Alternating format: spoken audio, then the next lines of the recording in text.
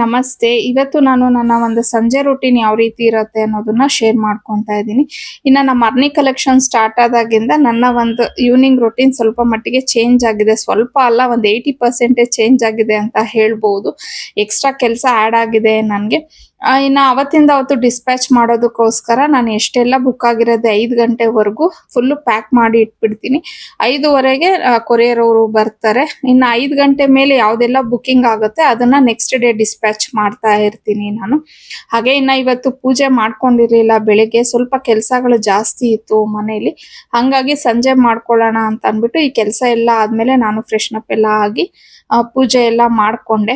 ಮತ್ತೆ ಇನ್ನೊಂದ್ ಏನಂದ್ರೆ, ಈ ನಡುವೆ ನನ್ಗೆ ಸ್ವಲ್ಪ ಸ್ವೀಟ್ ಕ್ರೇವಿಂಗ್ ಜಾಸ್ತಿ ಆಗೋಗ್ಬಿಟ್ಟಿದೆ.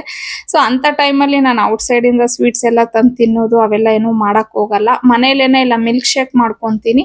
ಇಲ್ಲಾಂದ್ರೆ ಅವಲಕ್ಕಿ, ಬೆಲ್ಲ ಮತ್ತೆ ಬಾಳೆಹಣ್ಣನ್ನೆಲ್ಲ ಹಾಕೊಂಡು ಮಿಕ್ಸ್ ಮಾಡ್ಕೊಂಡು ತಿಂತೀನಿ. ಅದು ತುಂಬಾನೇ ಚೆನ್ನಾಗಿರತ್ತೆ ಅಲ್ವಾ.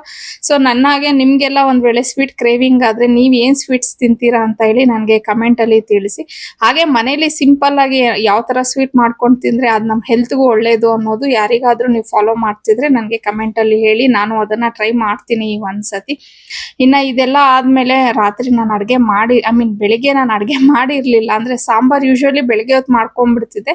ಇವತ್ತು ಮಾಡ್ಕೊಳಕ್ ಆಗಿರ್ಲಿಲ್ಲ. ಹಂಗಾಗಿ ಸಂಜೆ ಸಿಂಪಲ್ ಆಗಿ ಟೊಮೊಟೊ ಸಾರು ಮಾಡ್ಕೊಂಡ್ಬಿಡೋಣ ಅಂತ ಹೇಳಿ ಅದನ್ನ ಮಾಡ್ಕೊಂತಾ ಇದ್ದೆ. ಸೊ ಇವತ್ತಿನ ದಿನ ಈ ರೀತಿ ಇತ್ತು. ನಾಳೆ ಯಾವ ರೀತಿ ಇರತ್ತೆ ಅಂತ ನೋಡೋಣ. See in the next vlog. Bye.